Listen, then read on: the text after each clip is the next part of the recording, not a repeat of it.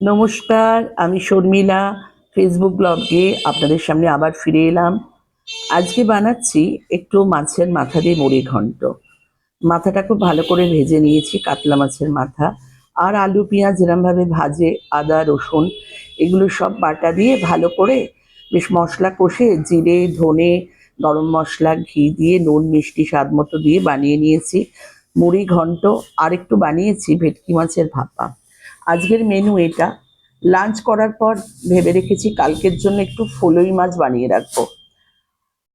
আজকে লাঞ্চটা সেরে নিই, তারপর মাছটা বানিয়ে রাখবো। ফলুই মাছ আপনারা অনেকেই নিশ্চয়ই খান। এই পক্সের সময়, মানে এই সময়টা খুব পক্স হয়, তো তো ফলুই মাছ খাওয়াটা নাকি খুব ভালো। আজকে বেশ টাটকা ফলুই মাছ আমাকে দিয়ে গিয়েছিল সুভাষ, সেটাই আমি বানিয়েছি। কিচ্ছু নয়, কালো জিরে ধনে পাতা কাঁচা লঙ্কা বাটা দিয়ে একদম পাতলা একটা ঝোল বানিয়েছি, কালকের জন্য বানিয়ে রেখেছি। আর কালকে খাওয়ার আগে একটু ভেজিটেবল বয়েল করে নেবো, ব্যাস। আজকের জন্য মাছটা করে রাখলে অনেক সুবিধা হয়, সেটাই আপনাদের সামনে শেয়ার করলাম। মশলাটা একটুখানি ভালো করে কষে নিতে হবে ভাজা মাছটার তেলেতেই। ব্যাস রেডি হয়ে গেল আমার ফলুই মাছের ধনে পাতা দিয়ে পাতলা কালো জিরে বাটার ঝোল।